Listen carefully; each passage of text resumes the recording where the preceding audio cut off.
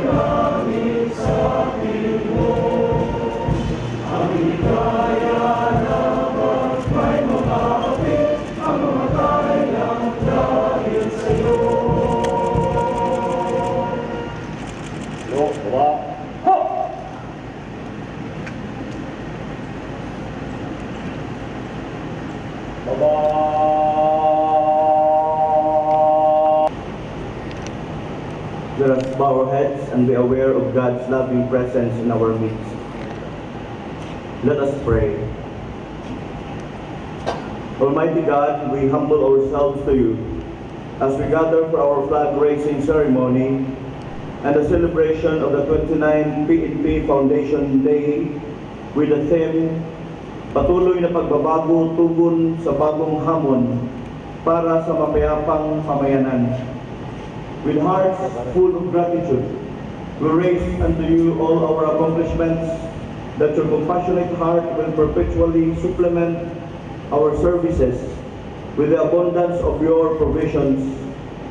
Continue to shower forth your eternal blessings upon us all, especially to our guest of honor and speaker, Secretary Eduardo Año, so that his presence will inspire us to always put in our minds, in our hearts, and in our actions our values of service, honor, and justice as we aspire to preserve the integrity of the PNP institution. Almighty Father, by your ever-saving grace, may we adhere to ethical standards and uphold integrity as the guiding compass for all our actions. Help us, dear Lord, to imbibe good moral values and make us perform our job with courage and dedication. Also, may our celebration this morning turn us into the best version of ourselves, a new breed of public servants who are spiritually attuned and physically fit for the service. The most gracious and the most merciful, Alhamdulillah, or praise glory to Allah, we commend your mercy and compassion for those affected, especially the families, as well as all the PNP personnel deployed for relief and rescue operation due to Taal eruption.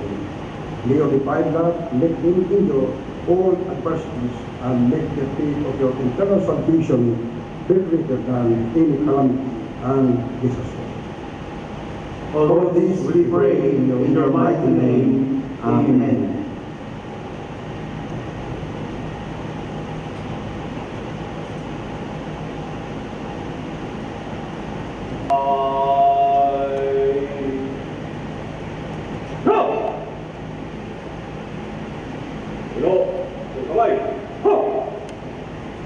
Buhay Pilipino, buong katapatang nanunumpa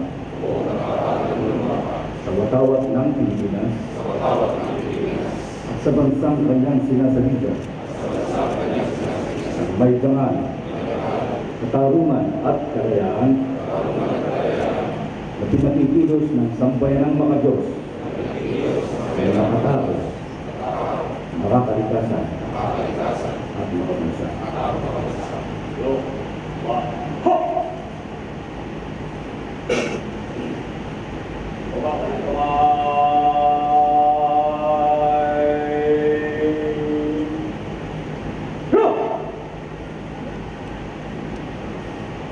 Police officers pledge.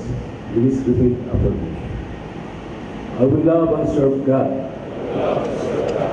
my country and people, I will uphold the Constitution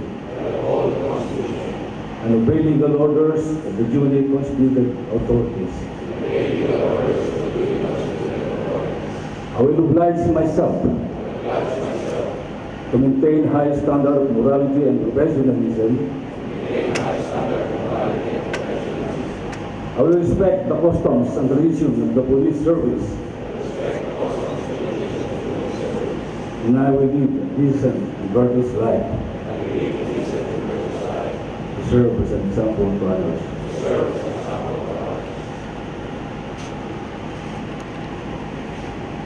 TDCO, Police Lieutenant General Camilo Pancratius Cascolan, TCTS, Police Lieutenant General Guillermo Lorenzo Elizar, and TTPRM, Police Major General Lyndon Cubos.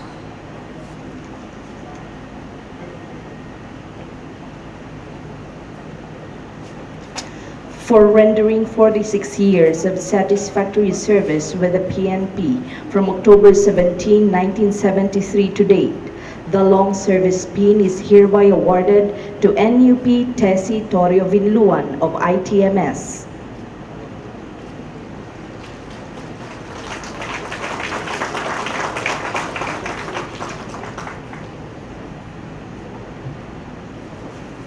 Thank you very much. For rendering 46 years of satisfactory service with the PNP from November 15, 1973 to date, long service pin is hereby awarded to NUP Elena Carlos Quicho of Police Regional Office 3.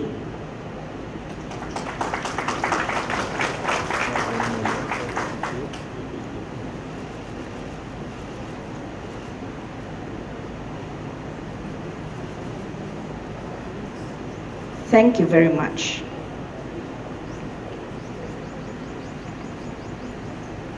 For rendering 45 years of satisfactory service with the PNP from August 22, 1974 to date, long service pin is hereby awarded to NUP Shirley Bulalakaw Nogas of PRO 5.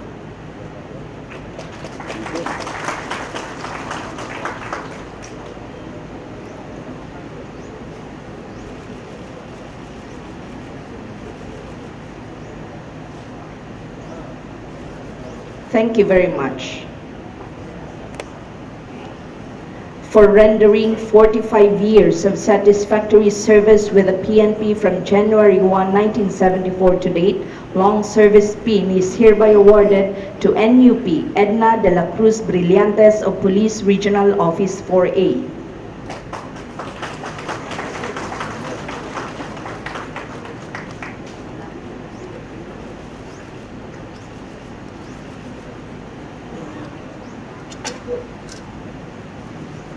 Thank you very much.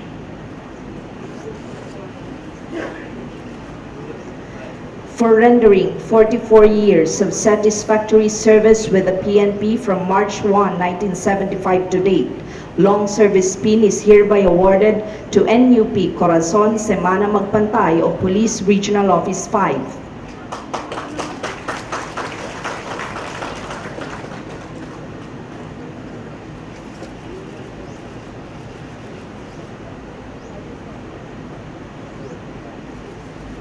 Thank you very much. For rendering 44 years of satisfactory service with the PNP from April 15, 1975 to date, long service pin is hereby awarded to NUP Grace Andes Afable of Police Regional Office 5.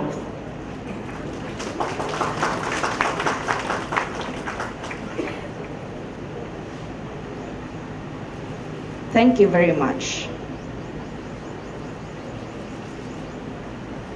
For rendering 44 years of satisfactory service with the PNP from July 1, 1975 to date, long service pin is awarded to NUP Lumen Nazareno Silab of NCRPO.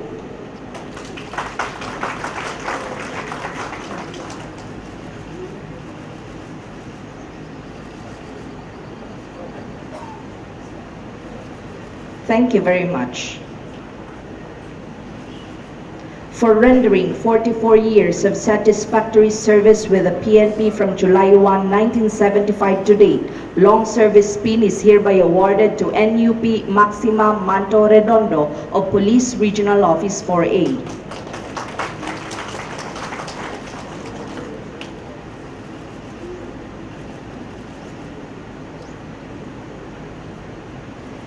Thank you very much.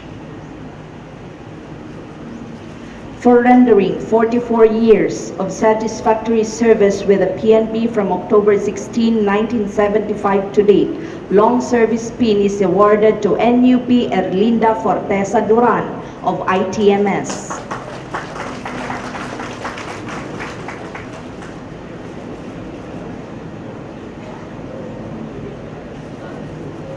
Thank you very much. For rendering 44 years of satisfactory service with the PNP from November 19, 1975 to date, long service pin is awarded to NUP Ludivina Aquino Edades of Logistics Support Service.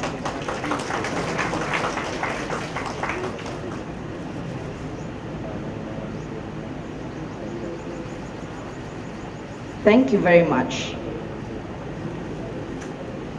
For rendering 44 years of satisfactory service with the PNP from January 1, 1976 to date, long service pin is awarded to NUP Adoracion Amon Flores of Civil Security Group.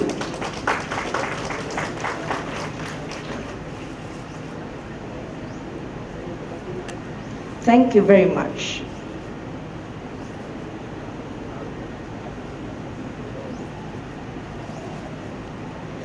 For rendering 44 years of satisfactory service with the PNP from January 1, 1976 to date, long service pin is hereby awarded to NUP Teddy Esperanza Montañez of Police Regional Office 5.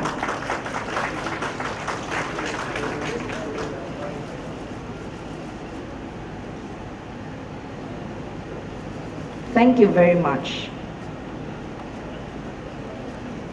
For rendering 44 years of satisfactory service with the PNP from January 1, 1976 to date, long service pin is hereby awarded to NUP Rodora Bautista Licudan of Finance Service.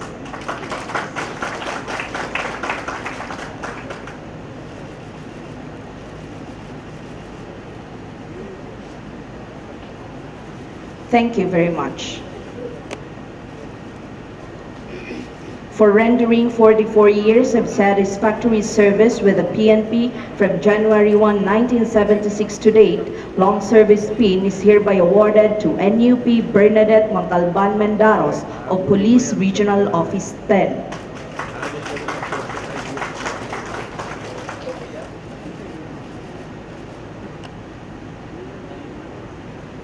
Thank you very much.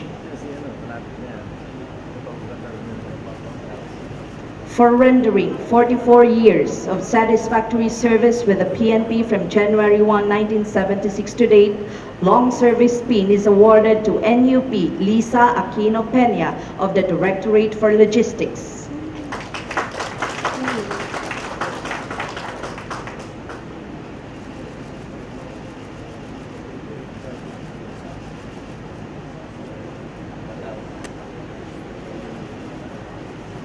Thank you very much.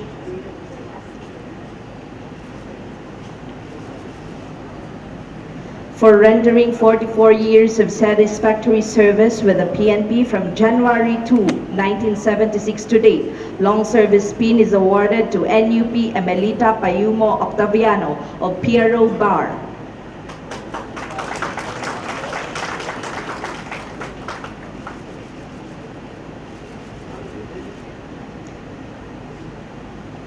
Thank you very much.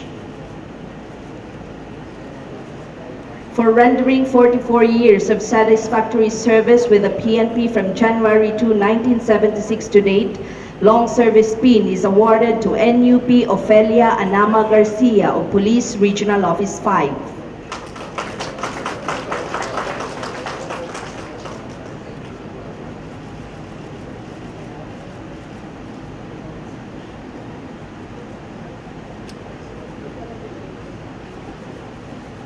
Thank you very much. And lastly, for rendering 44 years of satisfactory service with the PNP from January 2, 1976 to date, long service pin is awarded to NUP Erlinda Bongat Galos of Highway Patrol Group.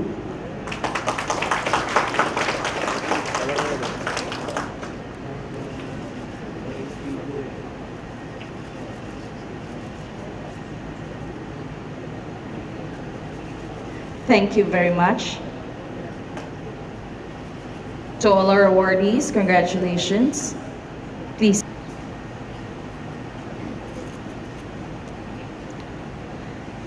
The Deputy Chief PNP for Operations, Police Lieutenant General Camilo Pancratius Cascolan, will deliver his welcome remarks.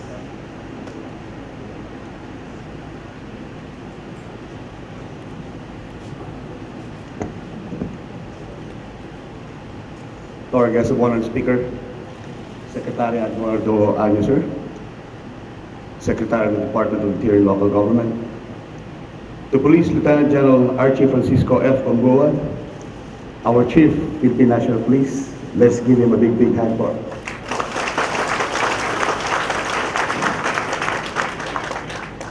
Fellow officers, PNP uniformed and non-uniformed personnel, distinguished guests, ladies and gentlemen, good morning and welcome to our 29th PNP Foundation Day celebration. Amidst the challenges that we are facing right now because of the ongoing disaster relief and security operations brought about by the Taal volcano eruption, we celebrate the 29th founding anniversary of the Philippine National Police since the integration of the Integrated National Police and the Philippine Constabulary to form the PNP by virtue of Republic Act number 6975, or an act establishing the Philippine National Police under a reorganized Department of the Interior and Local Government and for other purposes. We celebrate the founding of our beloved organization as we celebrate and salute the heroism of our PNP personnel who are right now risking their lives and leaving behind their own families to save the victims of the Taal volcano eruption and to secure the properties of our Batangueños and Caviteños who were evacuated to safety. We also celebrate the heroism of our PNP personnel who risk their lives daily to maintain peace and order and to ensure the safety of our citizenry. On behalf of the more or less 200 strong PNP uniformed and non-uniformed personnel, that includes of course our Chief of Staff, General Gilol Iglazar, together with our DPR Director of DPRM, Sir Lyndon Cubos, and all our officers. We salute our fellow law enforcers who made extreme sacrifice of giving up their lives in the service of God, country, and our people, like the late Police Senior Master Sergeant Jason Magno, who sacrificed his own life to prevent further loss of lives in a grenade attack in Initao, Misamis Oriental. We also thank Police Senior Master Sergeant Alice Valido, who suffered serious blast injuries while they both tried to contain the effects of a grenade lobbed by an amok inside the campus of this college. This 29th Foundation Day is a celebration of the loyalty of all our PNP uniformed and non-uniformed personnel in supporting the organization, especially for those who gave their supreme sacrifice to enhance and uplift this organization, all for the sake of a better Philippine National Police. This celebration is also for our families, our children, and our loved ones who always understand and support our mandate as law enforcers and public servants. Lastly, this celebration of the 29th PNP Foundation Day is to salute and thank the families and loved ones of our heroes, our PNP personnel who gave up their lives so that other innocent lives may live. With that, our sincere and snappy salute for all those who made the PNP organization at its best. On behalf of all our PNP personnel and all our citizenry, we thank all the families and relatives of our heroes for giving us the inspiration and reason to carry on our goals of attaining a truly peaceful and prosperous nation. We also thank our President, Rodrigo Roa Duterte for his continued support to the men and women of this organization who inspires us to continue to carry on our commitment to prevent and resolve crimes and to cleanse the PNP from organizational dysfunctions. Sa inyo po lahat, magandang umaga po. Thank you, sir. National Police, Police Lieutenant General Archie Francisco Gamboa. Ladies and gentlemen, the Secretary of the Department of Interior and Local Government, Secretary Eduardo M. Año.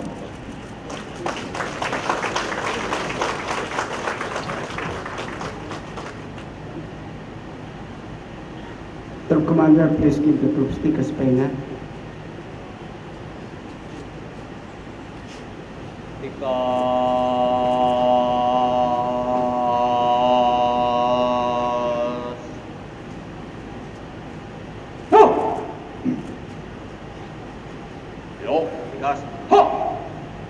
Let me first greet the Vice Chairman and Executive Officer of Napolcom, Vice Chair Roger Casurao, our Napolcom Commissioners present, Commissioner Jab Manente, Commissioner Senonida Brosa, Commissioner Pelisado Serapio Jr., Undersecretary Bernardo Flores Jr.,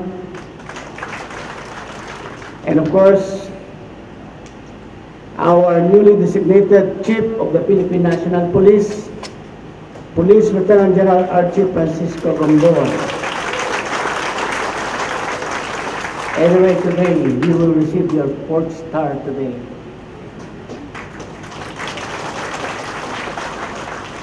Police Lieutenant General Camilo Pancrasius Cascola, the Deputy Chief for Operations, Police Lieutenant General Guillermo Lorenzo Elazar, the Chief Directorial Staff, Police Major General Lyndon Cubos, Jail Director Alan Iran, Chief BGMP, Police Lieutenant General Ricardo De Leon, President of PPSC, Mrs. Vivian Magno, representative of the family of our fallen heroes, Directorial Staff and National Support Unit Directors, Directors of Directorate for Integrated Police Operations, Loyalty Awardees, Commission and non-commissioned officers of the Philippine National Police. Ladies and gentlemen, magandang umaga po sa ating lahat. 29 years since its foundation, the Philippine National Police has indeed come a long way as a respectable institution and champion of public service. With the professionalism and dedication of every member of the PNP, the institution's foundation and way forward have continuously advanced, thereby making the country's police force as a symbol of public order and safety in the last 3 decades. Today, as we mark yet another year of PNP's meaningful existence, let us foremost give due credit and commendations to the men and women who faithfully serve the organization. We have our non-uniformed personnel, or NUP, who tirelessly work behind the scenes, some of them serving the police force even prior to the merging of the Philippine Constabulary and the Integrated National Police. Their memory records the history of our police bureau and all accomplishments through the years. In all those victorious moments, they were the constant presence of solid support system of our uniformed personnel. Kaya naman, karapat-dapat silang bigyan ng natatanging pakilala sa kanilang paglilingkod sa bayan. At katulad na rin ng pagbibigay natin ng Loyalty Award sa ating mga natatangi NUP kanina. Palakpakan po natin ang ating mga NUP. I would also like to recognize the families of our police force for extending their patience, understanding, and support when the service demands our personnel to work overtime and do things beyond what is expected of them. Dahil sa inyong pagmamahal, buong puso at tapang na iniaalay ng ating mga kapulisan ang kanilang kaalaman at karunungan upang mapabuti ang serbisyo sa mamamayan. Pwede po bang palakpakan din natin ang pamilya ng ating mga kapulisan? I also extend my appreciation to the different local and international civil society organizations, especially groups of police retirees, who diligently assist our PNP improve its image and relevance to the society. Dahil sa inyong mga makmulang suhestyon, payo at pakipagtulungan, patuloy na naisasaayos ang ating mga hakbang tungo sa ikaunlad ng PNP. Mabuhay po kayo. And of course, I give my commendations to the 194,510 strong active members of the Philippine National Police. Your commitment to your sacred duties has resulted to a significant decrease in our national crime rate. Moreover, your enhanced roles in combating various threats to national security resulted to the capture and neutralization of numerous terrorist, communist, drugs, and criminal personalities. But this accomplishment sadly came with a huge price, as we also mourn the loss of 201 police personnel and wounding of 683 others during various law enforcement operations from July 1, 2016 to January 17, 2020. But aside from your traditional roles in the society, you have likewise delved into innovative measures that expanded police roles in public service. Apart from laying iron fist against communist rebels, you are now at the forefront of initiating localized peace talks as part of our whole nation approach in countering the communist insurgency. Our police provincial officers are now ready and capable of responding to circumstances, needs, and special concerns of former rebels who express desire to abandon the armed struggle and return to mainstream society. Sa mga nagdaang taon ay masasabi ding tunay na napakaraming kwento na sumasalamin sa makabagong kapulisan. The Philippine National Police marked history with a game-changing reform on women empowerment by launching the first ever all-women police station in the municipality of Maria Siquijor, now dubbed as Mariang Police. Also just recently, our police force earned citizen and even the media's praise due to the heroic and selfless deeds at the height of Taal volcano's phreatic eruption. Not only did they show concern to human beings, but their acts even spread to helping in animal welfare and environmental protection. Kahit na sila at mga pamilya nila mismo ay biktima din ng nangyayaring kalamidad, ay inuna pa rin ng ating mga pulis ang kanilang tungkuling iligtas ang mga nahaharap sa panganib. I too especially appreciate the effort of the PNP in visiting elementary schools to teach children about the value of discipline and integrity, a simple gesture of love and help to our young generations so they may grow up as productive citizens of this nation. And who would forget Police Senior Master Sergeant Jason Hanog Magno, who sacrificed his own life to ensure the safety of others when an amok lob of grenade inside the campus of Initaw College. Truly, the likes of PSMS Magno are living proofs of the courage, heroism, and selflessness embodied in our ranks. Indeed, actions speak louder than words, because it is in these instances of compassion and concern for the vulnerable that our PNP is able to win back the hearts of the Filipino people. Kaya naman, nais ko muling bigyan diin ang patuloy na pagsulong ng ating pambansang kapulisan tungo sa pinag-ibayong paglinang ng kaalaman, kasanayan at kahandaan, pati na rin ang paghubog sa mga mahalagang katangian upang higit palalong magpagsilbi sa ating bayan. In the dawn of a new decade of our nation's police force, we set our sights to realize the PNP's long-term patrol plan 2030, the transfer of the Philippine National Police Academy control to the Philippine National Police, along with the recruitment of 17,000 additional cops in our ranks for this year, is indeed a big step forward to achieve the goals of a highly efficient and competent police force.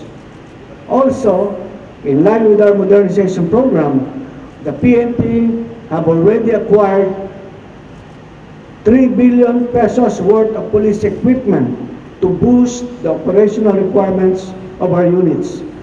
We are also set to acquire 712 million worth of additional assault rifles and allotted 288 million pesos for supply and delivery of body-worn camera system in line with our continuing effort to incorporate smart policing as innovations to our police operations.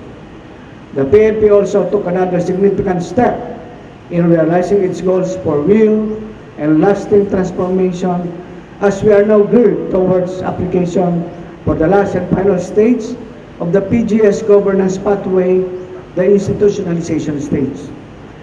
Ladies and gentlemen, as we envision the PNP to become one of the best police force in the world, we must also ponder on the roles each one of us will undertake.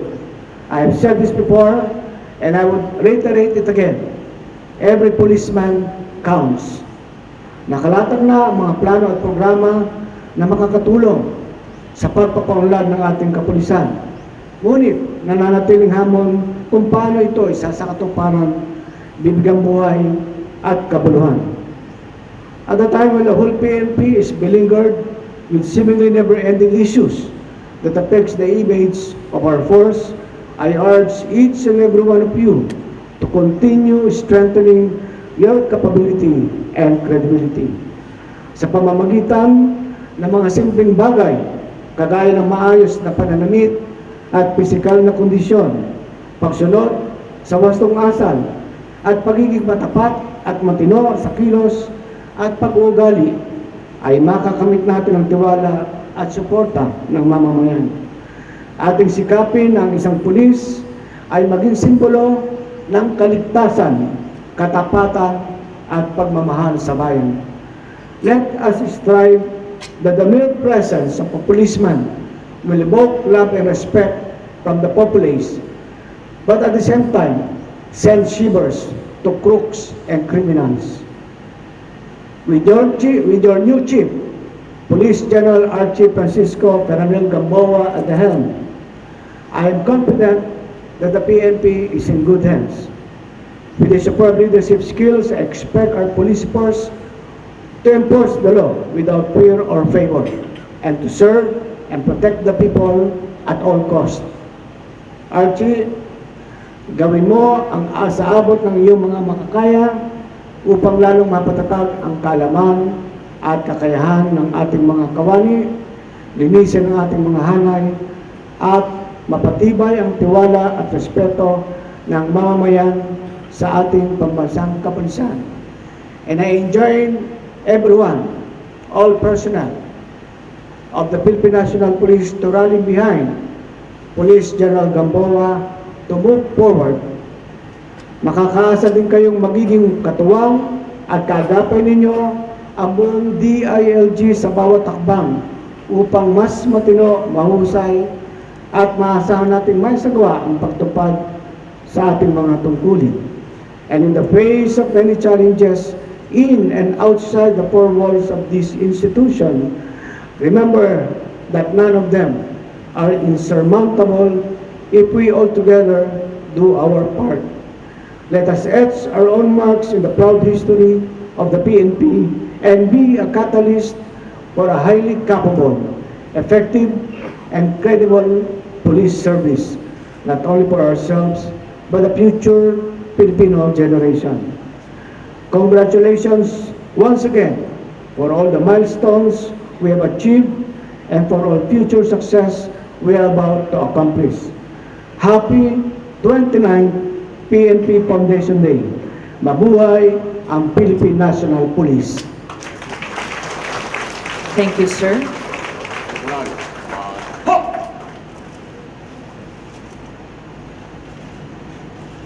Please be seated.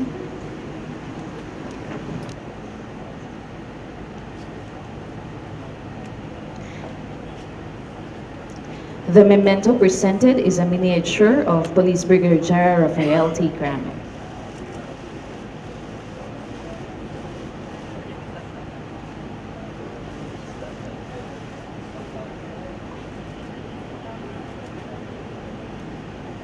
Magsitayo tayong lahat at ating awitin ang PNP Lingkod ng Bayan.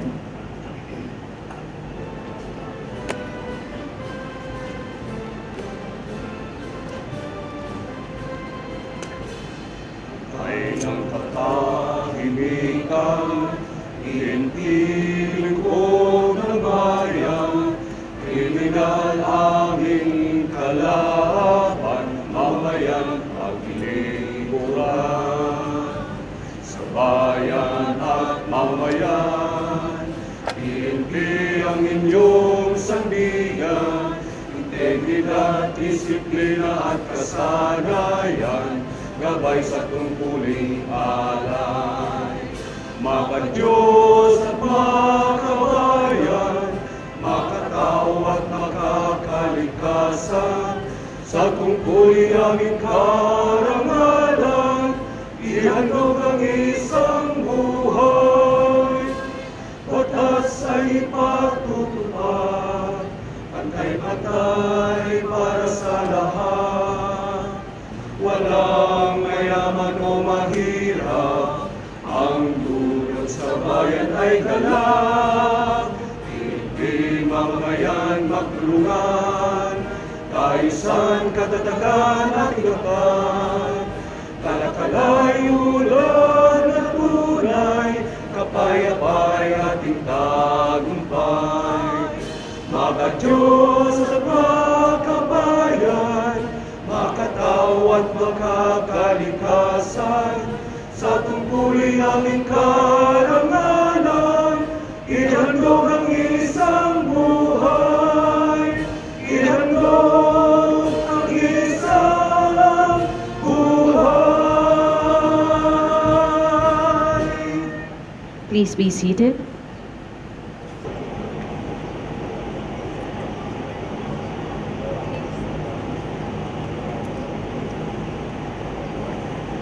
Ladies and gentlemen, we shall now witness dance and review.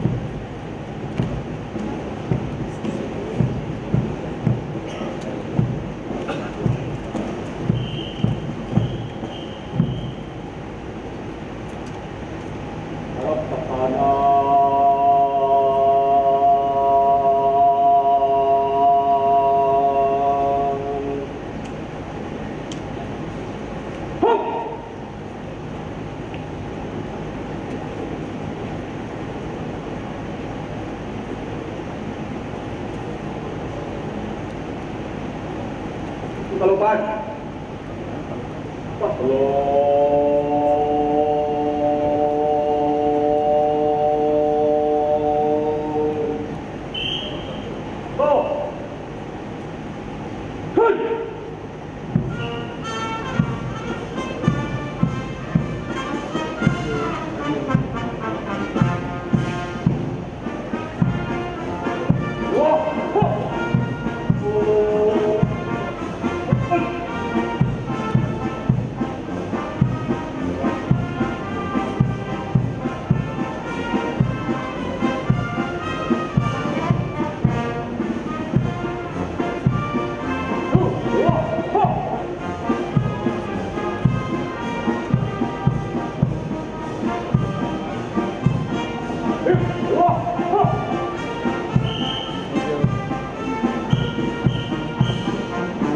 Approaching, ladies and gentlemen, is our new commander, Police Colonel Antonio Allende.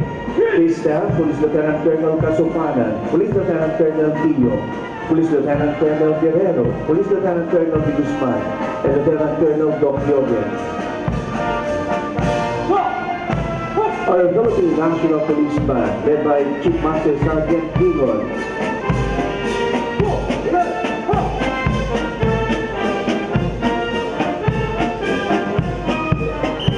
Our 1st Battalion Commander and Staff, Police Major Benedicto, Police Major Mancegido, Police Major Aguilar, Police Major Pelino, and Police Major Balbuena.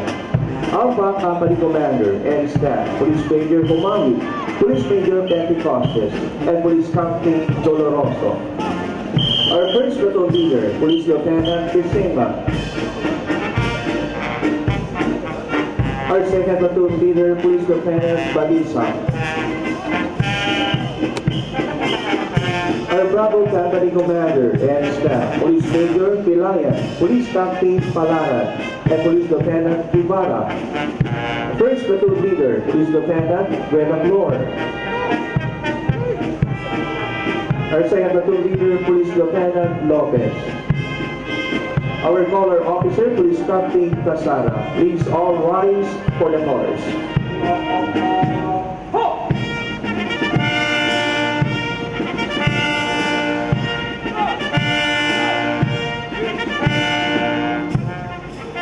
Thank you, and please be seated. Our 2nd Battalion Commander and Staff, Police Lieutenant Colonel Duterte, Police Major Tapurcos, Police Major Salinilio, Police Major Fernandez, and Police Major Liparado. Charlie Company Commander and Staff, Police Captain Ubias, Police Lieutenant Felipe, and Police Lieutenant Gelinganao. 1st Platoon Leader, Police Lieutenant Hadrigo Rola. 2nd Platoon Leader, Police Lieutenant Ano. Our Delta Company Commander and Staff, Police Major Balilo, Police Captain Aspiras, and Police Lieutenant Lagundi. Our 1st Platoon Leader, Police Lieutenant Calado. And our 2nd Platoon Leader, Police Lieutenant Di Ocampo.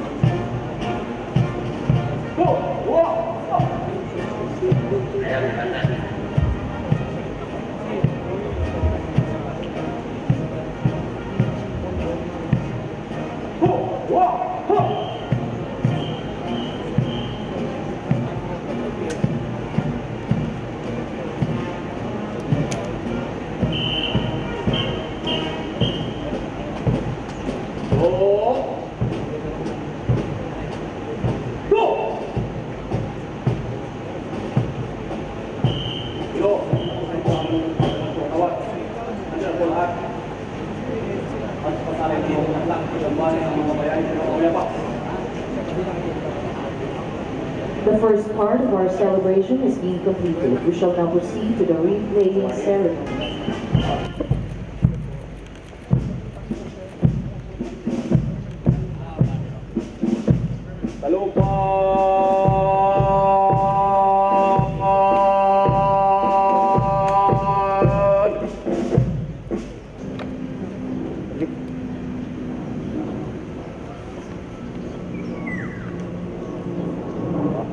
Talupad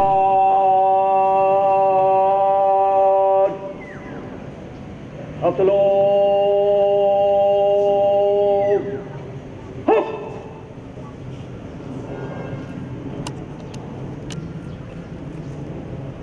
Ladies and gentlemen, we will now proceed to the wreath-laying ceremony. Hello. Other officers, please proceed to the Bantayo. Other officers.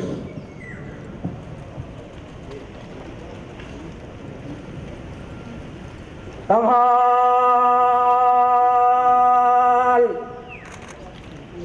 To! Mga pinuno, huwag kamay. To!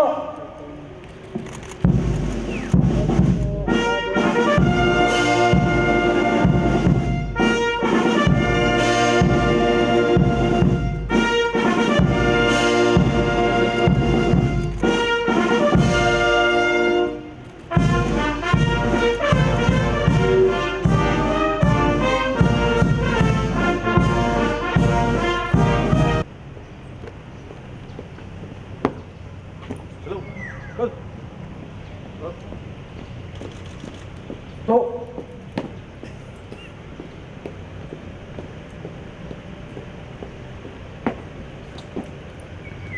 The first to offer the wreath is the widow of one of our fallen heroes, Mrs. Vivian Mana.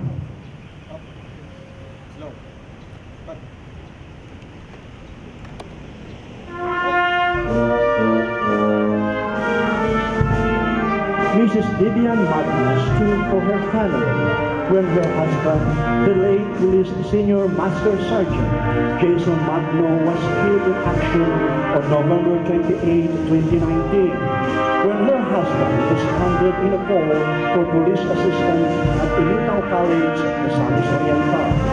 Police senior master sergeant Magno saved the lives of many when he continued the grenade held by the Aguchi Francisco Gamboa.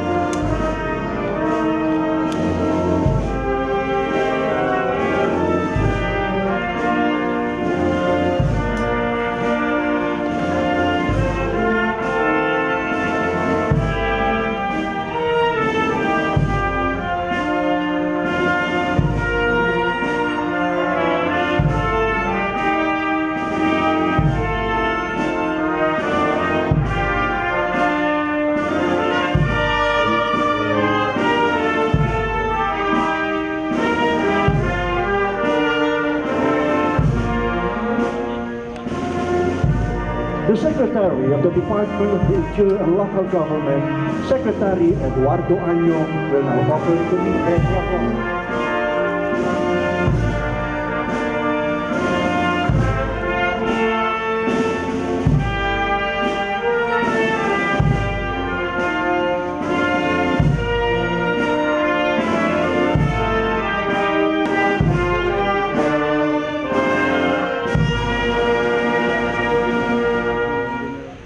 Tanghal!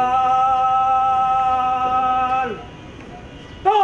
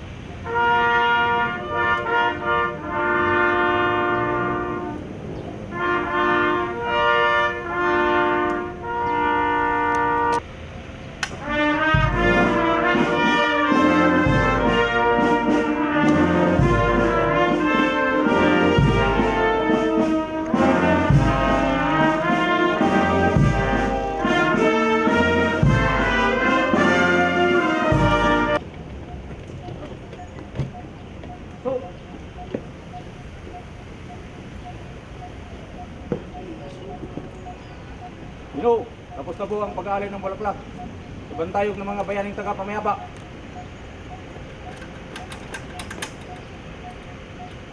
And that concludes, ladies and gentlemen, the fifth laying ceremony.